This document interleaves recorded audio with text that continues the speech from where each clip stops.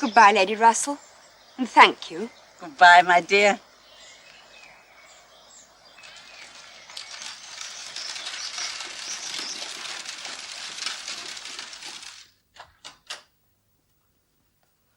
So you've come at last? I was beginning to think I'd never see you. Oh, Anne, I'm so ill I can hardly speak. I haven't seen a creature the whole morning. Oh, Mary, I am sorry. You seemed so well when you wrote. Oh, well, I made the best of it, as I always do. But I was very far from well at the time. I don't think I've ever been so ill as I am this morning. Oh, dear me. Well, certainly not well enough to be left alone. What if I was suddenly seized in some dreadful way and not able to ring the bell? So Lady Russell wouldn't get out. I don't think she's been in this house 3 times all summer. She sent you her love, Mary. Where's Charles? Oh, out shooting as usual. I haven't seen him since 7 o'clock this morning. He would go, though I told him how ill I was. He said he wouldn't be long, and now it's almost 1. Look.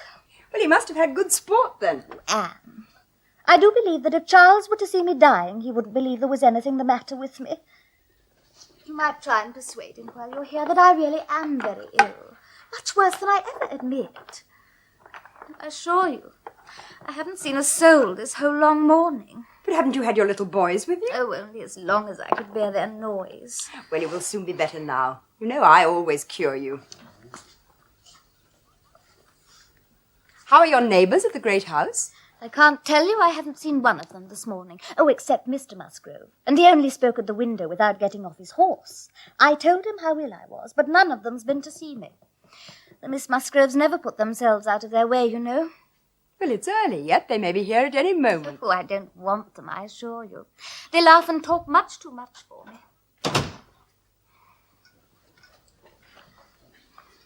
Oh, Anne, I'm so very unwell. It was most unkind of you not to come on Thursday. But, Mary, you wrote and said that you were in no hurry for me. Oh, well. But you hadn't asked me one word about our dinner at the Pools yesterday. But did you go? I thought you had been too ill for a party. Oh, yes, I went. I was very well yesterday. There's nothing at all the matter till this morning. It would have been very odd if I hadn't gone. I hope you enjoyed yourself. Oh, it was nothing remarkable. One always knows beforehand what the dinner will be and who will be there. It's so uncomfortable not having a carriage of our own. Mr. and Mrs. Musgrove took me, and we were so crowded. Oh, they're both so very large, and they take up so much room. And Mr. Musgrove always sits forward. So I was crowded into the back seat with Henrietta and Louisa. I think I'm ill today because of it. I'm looking forward to seeing all the Musgroves again. Well, you won't go and call on them till they've been to see you. Oh, Mary, I wouldn't dream of standing upon ceremony with the Musgroves. Yes, but they ought to call on you. No, they ought to feel what is due to you as my sister.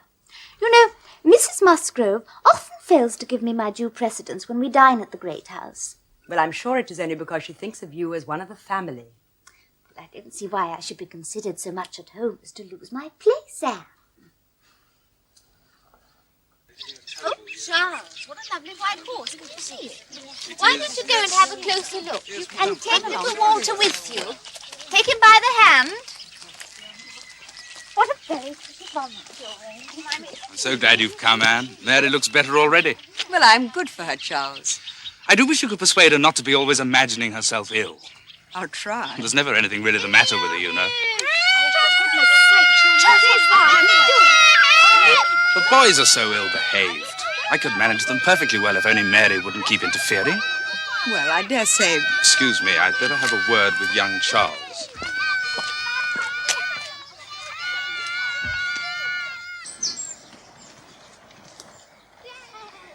Go on, Walter, after it. Go on. You can run faster than that. Just go on, mate. Oh, they're so unmanageable, Anne. They do me more harm than good. Little Charles doesn't listen to a word I say, and Walter's getting quite as bad. Well, Charles spoils them so. Can't get them under any sort of control. Does he? Oh, yes. You know, I hate bringing them here, but Mrs. Musgrove's always wanting to see them. But why, Mary? She is their grandmother. Oh, she will indulge them so. and give them so much trash and sweet things. They come back sick and cross for the rest of the day. Well, it's only because she's so fond of them, I expect. Oh, Anne.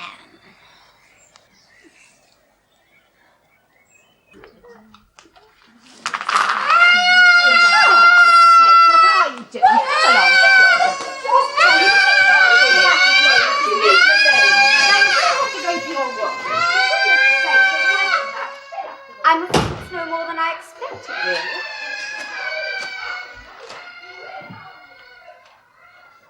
Oh, Miss Anne, I cannot help wishing Mrs. Charles had a little of your method with those children. They're quite different creatures with you. Well, I am their aunt. Children always behave better with aunts. But in general, they are so spoiled. They are as fine, healthy creatures as ever were seen, poor little dears. And without partiality.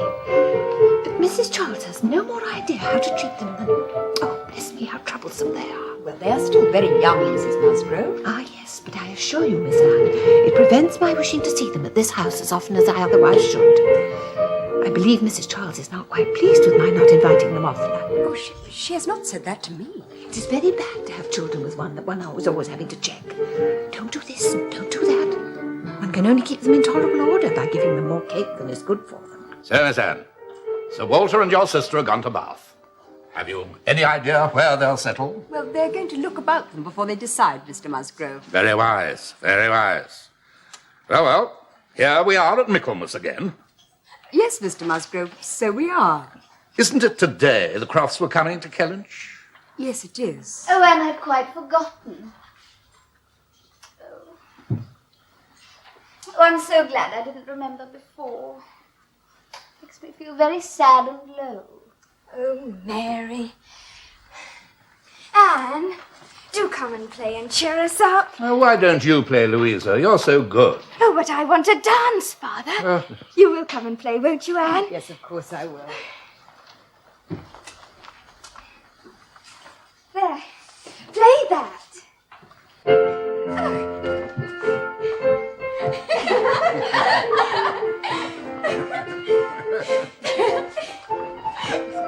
Oh, well done, Miss Anne, well done. Lord bless you, how those little fingers of yours do fly about.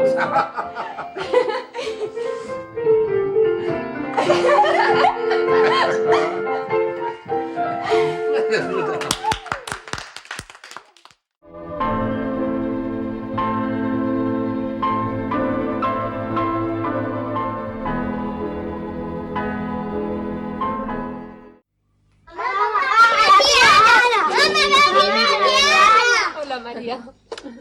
Al fin llegaste. Creí que nunca más te volvería a ver. Ay, me encuentro tan mal que apenas tengo fuerzas para hablar. No lo creerás, pero no he visto a nadie en toda la mañana. Siento mucho encontrarte así. Me enviaste el lunes tan buenas noticias que me entretuve un día con la señora Ratcliffe. 2 días. He estado a punto de morir. Luego saqué fuerzas de flaqueza, como hago siempre, pero no estaba bien, ni mucho menos. Bájate de la silla. Jacoba recogerá tu equipaje. Bueno, y llévese de aquí a estos niños, que no hacen más que dar la lata. Vamos, niños, vamos. Vamos. Venga. Adiós. Si quieres arreglarte...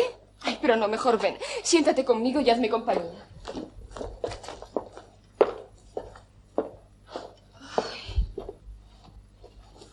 Créeme, en mi vida creo haberme sentido tan mal como esta mañana. Figúrate, yo no estoy para que se me deje sola. En cualquier momento puede darme algo y no tengo acción ni para tirar de la campanilla. ¿Y tu marido? ¿Carlos? De caza, como siempre. Se empeñó en marcharse a pesar de haberle dicho lo mal que me encontraba. Prometió no tardar, pero ya ves, es casi la 1. En toda la mañana no he visto un alma viviente. ¿No han estado contigo los chicos? Sí, mientras he podido aguantar el alboroto, sí. Pero son tan traviesos que me hacen más daño que provecho. Ahora que estoy yo aquí ya verás cómo te mejorarás enseguida. Oye, ¿y los padres de Carlos? No puedo decirte nada de ellos. A mi suegro le he visto esta mañana pasar por el jardín, sin detenerse siquiera a decirme buenos días. Tal vez luego vengan. Maldita la falta que me hacen. Te lo aseguro, charlan demasiado para mí. Ay, qué mal me encuentro. Ha sido cruel conmigo al no venir antes. Pero María, me escribiste diciendo que estabas muy bien. Por eso me quedé con la señora Russell. Esa es otra, que nunca viene a visitarme. Además, tenía que terminar el trabajo. ¿Trabajar tú? Pero hija mía, ¿qué es lo que tú podías hacer? Muchas cosas. Desde el catálogo de los libros de papá hasta mis baúles, las plantas que Isabel quiere que le envíen a Bath. A veces pienso que tanto papá como Isabel piensan que no sirves para nada, pero te encargan siempre las labores más difíciles. Ay, pero no hables tanto, que me mareas. ¿No me has preguntado nada acerca de la comida de ayer en casa de Pollet? ¿Es que fuiste? Pensé que tu enfermedad te habría obligado a excusarte. Uy, ya lo creo que fui. Ayer estaba perfectamente. No he sentido nada hasta esta mañana. Hubiera chocado mi ausencia. No fue nada de particular. Además, es tan incómodo eso de no tener coche propio. Los padres de Carlos me llevaron en el suyo y fuimos tan apretados. Y luego mis 2 cuñaditas. Por cierto, no pensarás ir a visitarles antes de que ellos vengan. ¿A quiénes no he de visitar? ¿No me escuchas? A mis suegros, los Musgrove. Oh, no veo por qué no. Siempre me han sido muy simpáticos. Además, nunca he llevado hasta el extremo la ceremonia con la familia de Carlos. Ah, pues yo opino diferentemente. No tienen más remedio que venir a verte enseguida. Están obligados a saber lo que se te debe, como hermana mía que eres.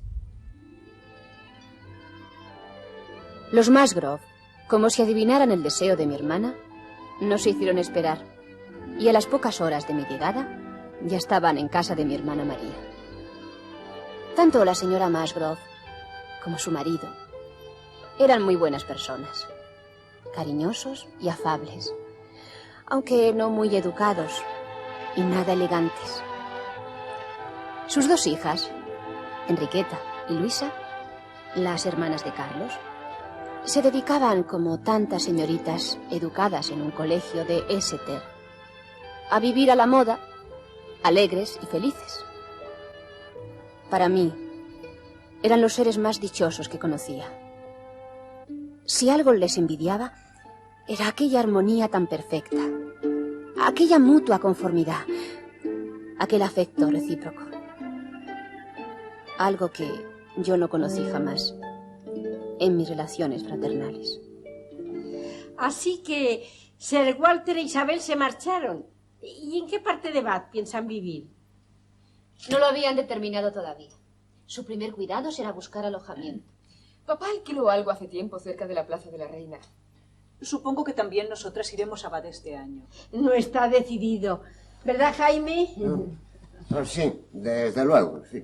Pero si vamos, hemos de ir a un buen sitio. Nada de la Plaza de la Reina. A fe que me voy a quedar bien mientras todos os divertís en Bath. Claro que yo ya estoy entrenada. Mi marido hace tiempo que prefiere los deportes. María. Oye, calla, Ana, déjame hablar. Me gusta quejarme, ya me conoces. Déjame el caballo una cuadra. Pues me parece que vas a tener ocasión de decírselo a tu marido. Aquí llega Carlos. Ana, he venido en cuanto supe que habías llegado. ¿Cómo está mi bella cuñada? Muy bien, Carlos, gracias. Papá, mamá. Hola, hermanitas. Hola, Carlos. ¿Tú, María? ¿Cómo estás? Bastante mal. A veces me pregunto si no te sería más conveniente no quedarte tanto en casa y acompañarme en mis salidas al campo. Sería un buen remedio para tu enfermedad. ¿Verdad, Jaime? Yo también lo creo. Pues yo no. Yo no soy como Carlos, que disfruto cazando y montando a caballo. Además, ¿quién se ocuparía de los niños? Bastante malcriados están ya. Desde luego, no por culpa mía. ¿Qué quieres decir? Bueno, nosotros nos vamos antes de que esto se agrave. Sí, se hará tarde. Adiós, querida, adiós. Adiós, señora Marlo. Adiós, mamá. Ana. Adiós a todos. Adiós, papá. Adiós, Carlos. Adiós. Vamos, niños. Realmente cansado.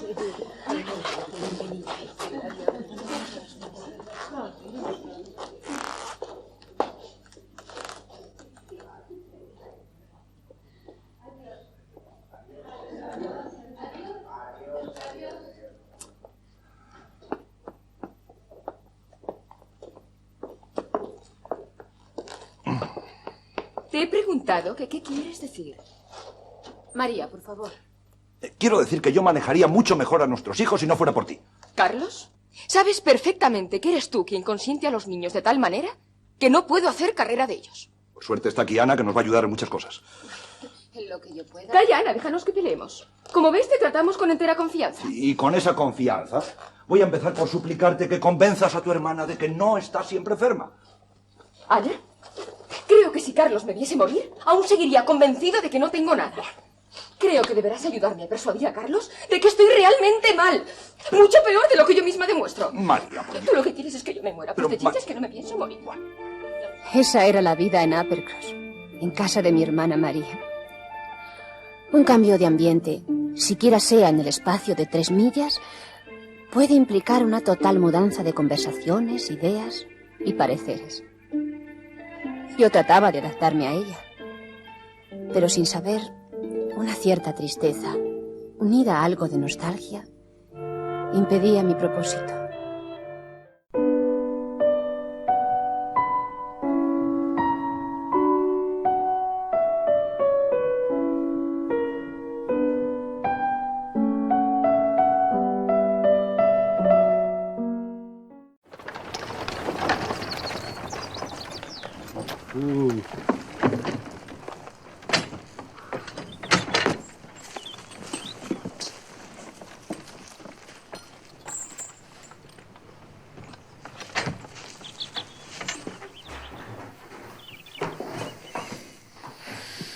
So, you've come at last. I began to think I should never see you. I am so ill. I can hardly speak. I haven't seen a creature the whole morning. Suppose I were to be seized in some dreadful way. I'm not able to ring the bell. Lady Russell, I notice, would not come in person. I do not think she's been in this house 3 times this summer. Lady Russell cordially asked to be remembered to yourself and Charles. Oh, Charles is out shooting. I haven't seen him since 7 o'clock. He said he would not stay long, but he hasn't come back, has he? I do believe if Charles were to see me dying, he wouldn't believe there was anything the matter with me. Well, you know, I always cure you when I come to Applecross. So, how is everyone at the great house? Oh, I can give you no account of them, I assure you. Not one of them has been near me. Doesn't happen to suit the Miss Musgroves, I suppose, to visit the sick. Oh, perhaps you will see them before the morning is gone. Oh, I do not want them, I assure you. My sisters-in-law talk and laugh a great deal too much for one in my condition. And Henrietta goes on and on about that wretched curate from Winthrop. Oh, Anne. Why could you not have come earlier? Why, it is so unkind. My dear Mary, I really have had so much to do. What can you possibly have had to do? Oh, a great many things, as a matter of fact. Oh. Well. Dear me. You haven't asked me one word about our dinner at the Pools yesterday. Well, I thought you must have been obliged to give up the engagement. Oh, no, I was very well yesterday. It's just today. I feel like death. Had you a pleasant party? Nothing remarkable. One always knows beforehand what the dinner will be and who'll be there. It is so very uncomfortable not having a carriage of one's own. Charles's parents took me. We were so crowded. They take up so much room. I was crushed into the back seat with Henrietta and Louisa.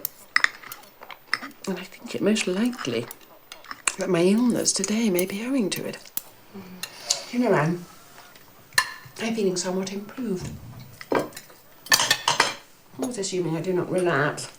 Shall we walk after luncheon to the great house? Oh, I'd like that. He ought to have called on you first, of course. He ought to have had the manners to know what is due to you as my sister. But I wouldn't dream of standing on ceremony with people I know so well as the Musgroves. So Sir Walter and your sister are gone. And what part of Bath do you think they will settle in?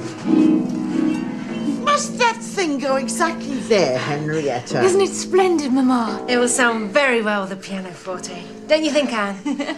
What was wrong with my old spinet, I'd like to know, that it must make way for this great noisy article? Anne, will you play when we next give a dance? Well, you play a great deal better than either of us, and we are wild for dancing. Oh, yes, please, Miss Anne. Oh, Lord bless me, how those fingers of hers can fly about. I will play too, if you wish. I'm quite as accomplished as Anne. Why, thank you, Mary. Oh, but we all enjoy so much to watch you dancing, Mary. You're so light on your feet. And, as you know, Anne does not care to dance. No. I sent them round the back. Ah, won't do it. There now.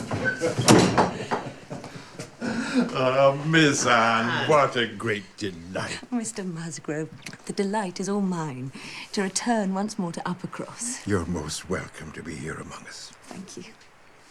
You look well, Charles. Very well. I got a brace of pheasant this morning and Father hit a squab, but the dog couldn't find it. Oh, no. Feel pretty well, Anne, thank you, yes. You were missed at luncheon, Charles.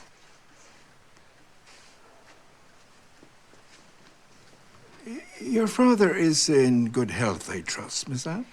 They've gone to Bath, Papa. Do you not remember me saying? Oh, yes, Bath. Oh, I do hope we shall be in Bath this winter.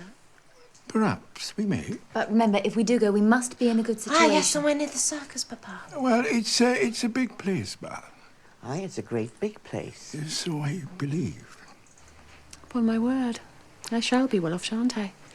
When you were all gone away to be happy at Bath. Anne, come and sit by the fire. My dear, I make it a rule of never interfering in my daughter-in-law's concerns. But I have to tell you, I have no very good opinion of the way Mary curbs her children. Oh, they are fine, healthy boys.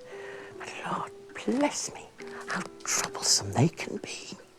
Mrs. Musgrove is forever advising me on the care of little Charles and Waldo. Yet she gives them so many sweet things to eat, they invariably come home sick. Moreover, how am I supposed to keep them in order when their father spoils them so much? I could manage the boys very well were it not for Mary's interference.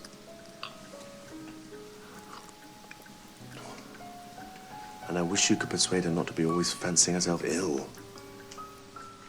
It is a very bad thing to be visited by children whom one can only keep in tolerable order by more cake than is good for them. Could you possibly, whilst you are here, give Mary a hint that it would be better if she were not so very tenacious about taking precedence over Mamma? I mean, nobody doubts her right to take precedence over Mamma, but it's not becoming of her always to insist on it. Mamma doesn't care about etiquette. It's the cake she cares about. And these people are apt to forget whose daughter I am. When you have a moment, you must speak to Charles, Anne, and persuade him that I am very, very ill.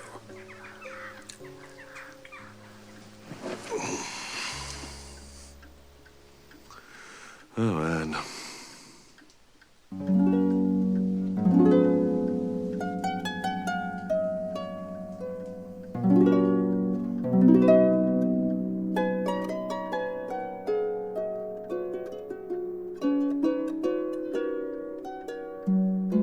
And when will the Admiral take possession? At Michaelmas. Let's just hope they are not tardy about paying their respects.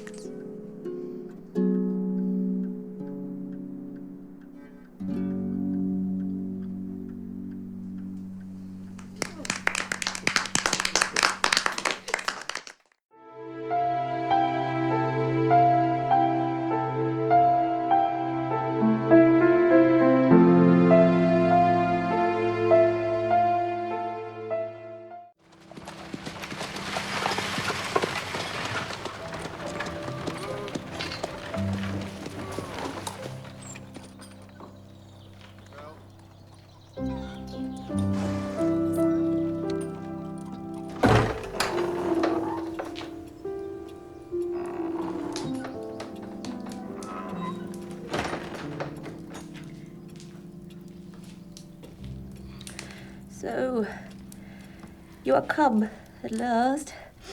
I began to think I should never see you. I am so ill. I can hardly speak.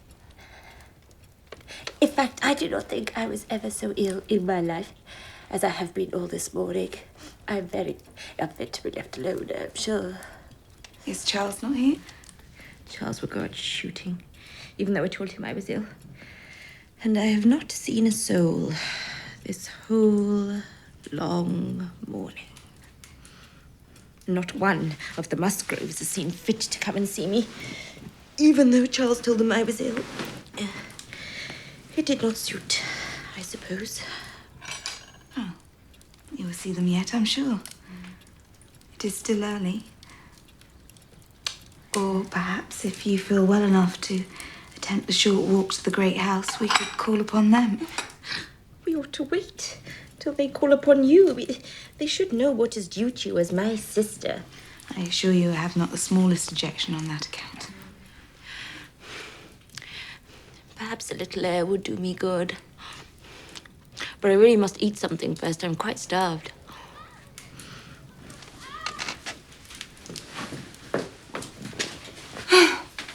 Good heavens. How the girls are grown up. The Miss Musgroves have returned from their school in Exeter with all the usual accomplishments. And, of course, can now think of nothing but being fashionable and merry. Henrietta, Louisa! Oh, Anne! Here you are at last. Come, Mama, cannot wait to see you. And we have such exciting news.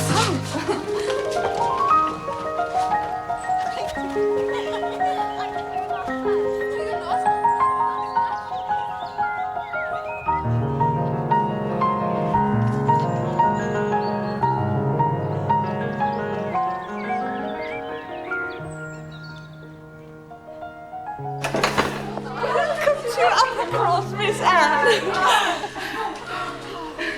How pale and drawn you are. We must fatten you up while you're here. I myself have been very unwell. And Sir Walter and Miss Elizabeth. Oh, how they shall miss you. In any event, I'm very happy to be here and not in Borough. Oh, Mama, I hope we shall be in Bath this winter. But remember, if we do go, we must be in a good situation. Oh, yes. None of your queen squares for us. Anne, how are you? Very well. Thank you, Charles.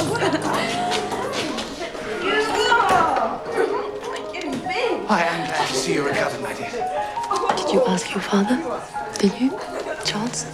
Father has many other uses for his money and a right to spend it as he likes. Charles, it is left to you. We shall soon be destitute. Admiral Croft and his wife to take possession directly. And I believe we've been very fortunate with our tenants. Yet it must be very hard for you, my dear, to give up your home so. Of course, when your poor dear mamma was alive, there was moderation and economy at Kellynch. But there were never balls. And the Crofts are sure to have balls and invite the most eligible young naval officers. Indeed, this is our exciting news. I quite forgot. Mrs. Croft, it appears, has a brother, Captain Wentworth. And he is just returned to England and is coming to stay with them at Kellynch. It is true. The Pools chanced to make their acquaintance in Taunton this week. It is said Captain Wentworth is the most handsomest man in the Navy and quite unattached. And such a wealth of Spanish gold. Indeed. How fortunate he is. Well, we shall all see for ourselves when he comes to dine tomorrow night. Oh, tomorrow! Now, I have just now received this note from Admiral Croft, accepting my invitation.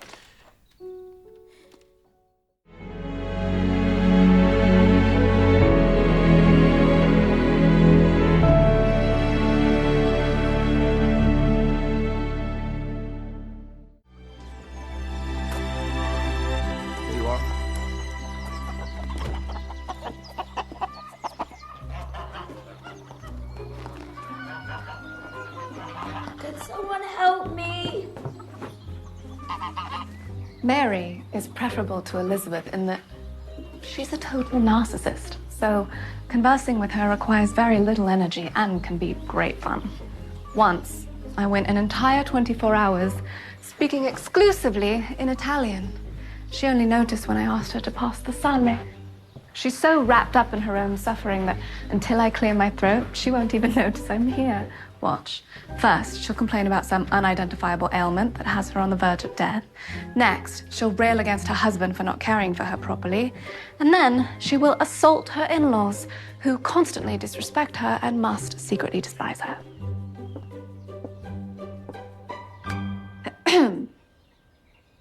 I'm monstrously relieved that you're here. I don't know what it is. A bug of some sort. I can't move. I'm on the verge of death. Charles is out shooting. Not a single caring word on his way out. And my in-laws sent me that lovely bouquet. Isn't that sweet? They'll only rot, of course, and then I'll feel even worse than if they hadn't sent anything at all. How unkind is it to remind a dying person of decay? And these people hate me. Not to mention the children are monsters, the house is drafty, and nobody cares about the theatre anymore. Precisely, and yes. Meet my sisters-in-law, Henrietta and Louisa Musgrove. They are beautiful in every way. Girls! We're so glad Mary said that you'd come. We've been positively giddy all week. You must promise to spend every waking second with us. No excuses. When you aren't attending to your sister, of course. How are you feeling, Mary? You haven't even asked me how I'm feeling. I just did. I'm so close to death, I can feel my organs decomposing. Same as yesterday, then. We're encouraging that though her organs rot, her personality remains as fresh as ever. And you must dine with us at Great House every night. Delight us with your playing, because we will do nothing but to dance and sing and laugh. Marie Antoinette! How dare you speak my name, you naughty subject! Careful, boys. Ladies don't like to be trampled. And your mother has a headache. I don't understand you, Aunt. Have things near your face when you don't know where they've been. We're hungry, Marie Antoinette. Well, let them eat No cake! cake until after supper. There'll be special guests tonight. We'll meet Admiral Croft and his wife. She's bringing her brother, I believe. Frederick Wentworth. Just arrived this morning, we hear. Gallant captain. I heard he once redirected an entire flotilla to save a beached whale. I had no idea you were so fond of whales.